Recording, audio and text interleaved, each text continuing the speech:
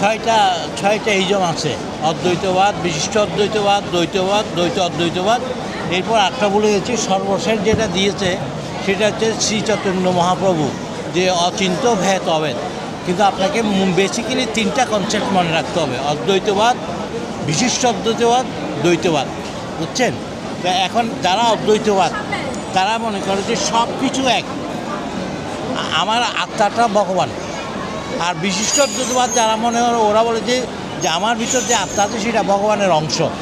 প্রচুর ভিড় ছিল ছোট বাবুকে নিয়ে আসার। মায়ের মন্দিরে আমরা আসলাম, আমি, আমার বাবু প্লাস আমার ওয়াইফ আসছে।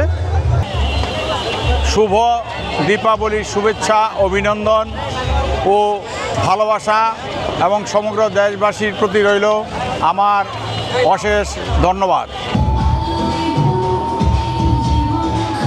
মায়ের পূজা উপলক্ষে প্রতি বছর আমরা এই দিনটায় অপেক্ষায় থাকি। মাকে বরণ করে নেব, মায়ের কাছে আশীর্বাদ চাবো। সারা বছর জন্য আমরা শারীরিকভাবে, মানসিকভাবে এবং সব দিক দিয়ে সুস্থ থাকি, শারীরিকভাবে, মানসিকভাবে, এবং দেশের সকল মানুষ যাতে সুস্থ থাকে সেটাই প্রার্থনা করি।